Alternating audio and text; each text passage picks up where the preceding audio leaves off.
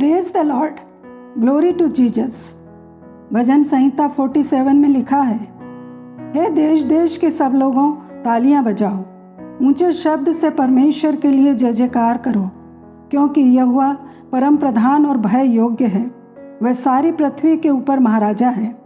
वह देश देश के लोगों को हमारे सम्मुख नीचा करता और जाति जाति को हमारे पांव के नीचे कर देता है। ये वचन बताता है कि परमेश्वर केवल एक जाति का नहीं बल्कि सारी पृथ्वी का प्रभु है। संसार के राजा, सरकारें और शक्तियां बदलती रहती हैं, परंतु परमेश्वर का राज्य सदा बना रहता है। परमेश्वर अपने लोगों के लिए कार्य करते हैं और उन्हें विजय प्रदान करते हैं। ये विजय केवल युद्धों में ही नहीं बल्कि पाप, भय, निराशा और आत्मिक संघर्षों में भी पाते हैं। जब हम अपने परमेश्वर को पहचानते हैं कि वह सारी पृथ्वी का राजा है, तब हमारा भय स्तुति में और हमारी हार विजय में बदल जाती है। हालेलुया। आजकल हम न्यू वर्ल्ड ऑर्डर और वन वर्ल्ड गवर्नमेंट के बारे में चर्चाएं सुनते रहते हैं। बाइबल में अंत समय की भविष्यवाणियों में एक विश्व सरकार और एकल धर्म, वन वर्ल्ड रिलीजन का उल्लेख किया गया है। प्रकाशित वाक्य 13 के अनुसार अंत के दिनों में वैश्विक राजनीतिक और सैन्य शक्तियों का उदय होगा, जिसे पशु द बीस्ट कहा गया है। ये दुनिया के सभी लोगों और राष्ट्रों पर पूर्ण अधिकार प्राप्त करेगा। इस सरकार का नेतृत्व एक चमत्कारिक नेता करेगा, जिसे मसीह विरोधी एंटीक्राइस्ट कहा जाता है। इसकी अर्थव्यवस्था इतनी कठोर होगी कि इसके बिना कोई भी व्यक्ति कुछ खरीद या बेच नहीं सकेगा। सभी लोगों के दाहिने हाथ या माथे पर विशेष छाप मार्क ऑफ द बीस्ट लगाई जाएगी। प्रकाशित वाक्य 17 में वन वर्ल्ड रिलीजन या वन वर्ल्ड चर्च का उल्लेख है, जिसमें एक बड़ी वेश्या का वर्णन है जो सभी संसारिक राजाओं के साथ व्यभिचार करती है। ये प्रतीकात्मक रूप से ऐसे भ्रष्ट और एकल वैश्विक धर्म का प्रतिनिधित्व करता है जो परमेश्वर से दूर हो चुका है। इस धर्म का नेतृत्व करने वाला झूठा नबी होगा, जो मसीह विरोधी की पूजा को बढ़ावा देगा और झूठे चमत्कार दिखाकर लोगों को गुमराह करेगा। कलीसियाओं में बाइबल की शिक्षाओं को छोड़कर सांसारिक और सुविधाजनक विचारों को अपना लिया जाएगा, जिससे सभी धर्म मिलकर एक सर्वव्यापी उदारवादी धर्म का रूप ले लेंगे और तब विश्व में एक सरकार और एक धर्म स्थापित होगा। इन सभी घटनाओं के अंत में मसीह यीशु का दूसरा आगमन होगा।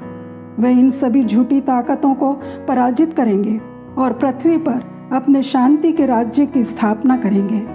बाइबल के अनुसार ये भविष्य में होने वाली घटनाओं की भविष्यवाणियां हैं और इनकी तैयारियां ऑलरेडी शुरू हो चुकी हैं, जिनके चिन्ह और संकेत स्पष्ट दिखाई दे रहे हैं। लेकिन इन घटनाओं के साथ ही यीशु मसीह अपनी वो कलीसिया भी तैयार कर रहे हैं जो पवित्र कलीसिया होगी, जिसका चित्र इफिसियों 5:26 से 28 में बताया गया है। मसीह ने कलीसिया से प्रेम करके अपने आप को उसके लिए दे दिया कि उसको वचन के द्वारा जल के स्नान से शुद्ध करके पवित्र बनाए और एक ऐसी तेजस्वी कलीसिया बनाकर अपने पास खड़ी करे, जिसमें न कलंक, न झुर्री, न कोई और ऐसी वस्तु हो, वरन पवित्र और निर्दोष हो, जिसे लेने के लिए यीशु आने वाले हैं। ये समय कलीसिया के लिए बहुत महत्वपूर्ण है। आज जिस समय में हम रह रहे हैं और आने वाले समय के लिए पृथ्वी दो दुनिया में तैयार हो रही है। एक न्यू वर्ल्ड ऑर्डर जिसका शासन और शासक एंटीक्राइस्ट होगा, और दूसरी वो कलीसिया जिसका शासन और शासक मसीह स्वयं होगा। एक में भौतिकता है, दूसरे में आत्मिकता है। एक की व्यवस्था कठोर होगी, दूसरे की व्यवस्था में कोमलता होगी। है सब परिश्रम करने वालों और बोझ से दबे लोगों, मेरे पास आओ, मैं तुम्हें विश्राम दूंगा। भौतिकतावादी दुनिया के लिए परमेश्वर की अलग योजना है जो जलाए जाने के लिए तैयार हो रही है, और आत्मिकता वाली दुनिया के लिए परमेश्वर की अलग योजना काम कर रही है, जिसमें नया आकाश और नई पृथ्वी आने वाला है। बाइबल के अनुसार परमेश्वर ही राजा है और प्रेरितों के काम 5:29 में लिखा है, मनुष्यों की आज्ञा से बढ़कर परमेश्वर की आज्ञा का पालन करना ही हमारा कर्तव्य है। परमेश्वर ही बेस्ट फॉर्म ऑफ गवर्नमेंट है। पूरी बाइबल केवल एक कहानी बताती है, प्यार करने वाला परमेश्वर, विद्रोही और बर्बाह करने वाले लोग और ऐसे लोगों को किस तरह बचाया जाए इसकी इच्छा करने वाला परमेश्वर। हम उस समय के बीच में हैं जब सारी सृष्टि शुरू हुई थी, बिगिनिंग ऑफ ऑल थिंग्स, जब परमेश्वर की गवर्नेंस सारी सृष्टि पर रूल करती थी। और अब जब हम हर चीज़ के अंत में हैं, परमेश्वर की गवर्नेंस एक बार फिर सृष्टि पर राज करेगी। हम उसकी आज्ञा माने, काम करें।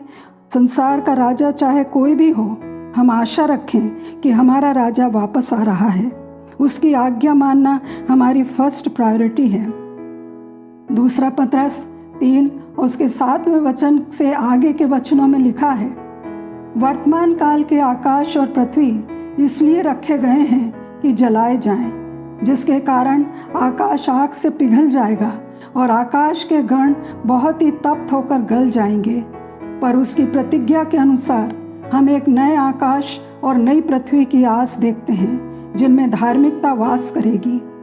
ये पृथ्वी अधर्मियों के लिए जलाने के बाबत रखी गई है। अधर्म और अशुद्धता बढ़ गई है, इसलिए जलाया जाना तय है। आज मनुष्य स्वयं ही अपने को और दूसरों को जलाए जाने के लिए गड्ढे खोद रहे हैं। परमाणु बम, मिसाइलें, बंदूकों की गोलियां, कृत्रिम भूकंप, वायरस, वर्षा, मारे जाने के बहुत से उपाय ढूंढे जा रहे हैं। परंतु परमेश्वर अपने लोगों के लिए नया आकाश और नई पृथ्वी की उम्मीद जगाते हैं। जकरिया 13, 8 और 9 वचन में लिखा है, यहोवा की ये वाणी है कि इस देश के सारे निवासियों की 2/3 मार डाली जाएगी और बची हुई 1/3 को मैं आग में डालकर ऐसा निर्मल करूँगा जैसा रूपा निर्मल और सोना जांचा जाता है। 2/3 भौतिक आग के द्वारा मार डाले जाएंगे और 1/3 आत्मिक आग के द्वारा मन की अशुद्धता और दूषितता को जलाने के द्वारा शुद्ध किए जाएंगे। तो प्रियो, ये समय कलीसिया के बचाए जाने और उसे सुरक्षित रखने और कलीसिया के द्वारा नाश होते हुए लोगों को बचाने और उन्हें सुरक्षित स्थान पर पहुंचाने के लिए तैयार करने का समय है। जब ये बातें इस रीति से होने वाली हैं तो हमें पवित्र चाल चलन और भक्ति में कैसे मनुष्य होना चाहिए, ये निर्णय हमारे ऊपर है कि किस राज्य के सदस्य बने और किस राज्य के लिए काम करें। प्रभु यीशु हमारे बारे में सोचते हैं, हमारे भविष्य को जानते हैं और उनके मन में हमारे लिए क्या इच्छा है वो प्रकट करते हैं। जैसा कि यशाया 60 उसके पहले से 3 वचन में लिखा है, उठ प्रकाशमान हो, क्योंकि तेरा प्रकाश आ गया है और यहोवा का तेज तेरे ऊपर उदय हुआ है। देख, पृथ्वी पर तो अंधियारा और राज्य राज्य के लोगों पर घोर अंधकार छाया हुआ है, परंतु तेरे ऊपर यहोवा उदय होगा और उसका तेज तुझ पर प्रकट होगा। जाति जाति तेरे पास प्रकाश के लिए और राजा तेरे आरोहण के प्रताप की ओर आएंगे। एक तरफ दुष्ट आत्माएं और अंधकार की शक्तियां मनुष्यों में समाकर उनके स्वभाव को कठोर, हिंसात्मक और विद्रोही बनाएंगी। दूसरी तरफ परमेश्वर का आत्मा अपना प्रकाश अपने लोगों पर उदय करेगा। जब धरती पर हाहाकार मचा रहेगा, इस समय जो जो लोग परमेश्वर के चरणों में बैठकर उसका मन समझने का प्रयास करेंगे, उनके ऊपर यहोवा उदय होगा। आने वाले दिनों में जितनी बुराइयां बढ़ती जाएंगी, अराजकता फैलती जाएगी, पाप की घिनौनी तस्वीरें प्रकट होती जाएंगी और चारों ओर अंधियारा फैलता जाएगा, कलीसिया ही ऐसी जगह होगी जहाँ पर संपूर्ण धरती के लोगों के प्रश्नों का उत्तर उसके पास होगा। जब कलीसिया के लोगों की सेवकाई में तेज प्रकाश होना शुरू होगा, तब जाति जाति के लोग, बुद्धिजीवी, धनवान, सत्ताधारी, ऊंचे पद वाले कलीसिया में प्रकाश के लिए आएंगे। परंतु कलीसिया में प्रकाश होना चाहिए। यदि प्रकाश ही नहीं होगा तो क्या लेने आएंगे? जब बाहर अंधियारा बढ़ता जा रहा है, कलीसिया में परमेश्वर का तेज बढ़ने का समय है। खुशी के दिन शुरू होने वाले हैं। यदि युद्ध की चर्चा शुरू हो गई है, यदि पृथ्वी पर अंधकार और घोर अंधकार का समय शुरू हो गया है, तो कलीसिया के ऊपर पवित्र आत्मा के उंडेले जाने का वक्त आ गया है। यूएल 2:2 में लिखा है, वे अंधकार और तिमिर का दिन है, वे बदली का दिन है और अंधियारे का सा फैलता है। जैसे भोर का प्रकाश पहाड़ों पर फैलता है, वैसे ही एक बड़ी और सामर्थी जाति आएगी। तो अंधकार के बीच में भोर के प्रकाश की चर्चा है जो पहाड़ों में फैलता है। और धीरे धीरे हम उस समय में जा रहे हैं जब गुलामी तय है, वो है अंधकार। परंतु अंधकार की पीड़ाओं के बीच में एक ऐसी लहर चलेगी जैसे पहाड़ों पर सुबह का प्रकाश दिखाई देता है। एक बड़ी जाति आएगी, वो पवित्र जाति होगी। एक दिखाई देने वाला अंतर जैसे इजरायलियों और मिस्रियों में दिखाई देता था। मिस्र में विपत्तियां, पर इजरायलियों के बीच परमेश्वर की महिमा।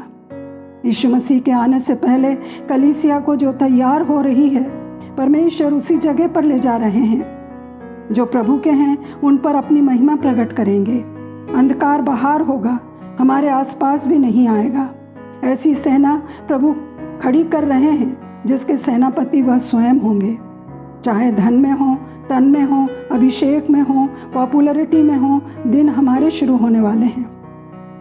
जो नगर ऊंचे पर बसा है वो छिप नहीं सकता। घटनाएं सुनाई दे रही हैं, प्रभु की प्रजा तैयार हो रही है और उसको शक्ति परमेश्वर यहोवा की ओर से मिलती है। तब यहोवा की शक्ति एलिय्याह पर ऐसी हुई कि वह कमर बांधकर अहाब राजा के आगे आगे दौड़ता चला गया। एलिय्याह अपनी शक्ति से नहीं दौड़ रहा था, पर परमेश्वर की शक्ति उसे दी गई थी। हमारे ऊपर ऐसी शक्ति उंडेली जा रही है कि हमें हिरणों के पैर दिए जा रहे हैं। भजन संहिता 18:33 के अनुसार, वह मेरे पैरों को हरिणियों के पैरों के समान बनाता है और मुझे ऊंचे स्थानों पर खड़ा करता है। हिरणों के पैर उन स्थानों पर पहुंचा देंगे कि देखने वाले आश्चर्यचकित हो जाएंगे।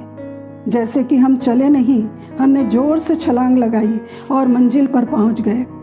प्रियो, हम अंधकार में भी सुरक्षित हैं, परंतु हमें जागना है, तैयार होना है, विश्वास में बने रहना है। यह अवसर का समय है, यीशु के पास आने का अवसर, उस पर भरोसा रखने का अवसर, प्रकाश फैलाने का अवसर। हमारी सुरक्षा पैसे में नहीं, पद मान सम्मान में नहीं, केवल मसीह में है। आज वो हमारे दिलों में राज्य कर रहे हैं। एक दिन उनका राज्य इस पृथ्वी पर स्थापित होगा। वो सदा सर्वदा का राजा है। हर घुटना उसके सामने झुकेगा और हर एक जीभ अंगीकार करेगी कि यीशु मसीह ही प्रभु है। यीशु मसीह के नाम में आमीन।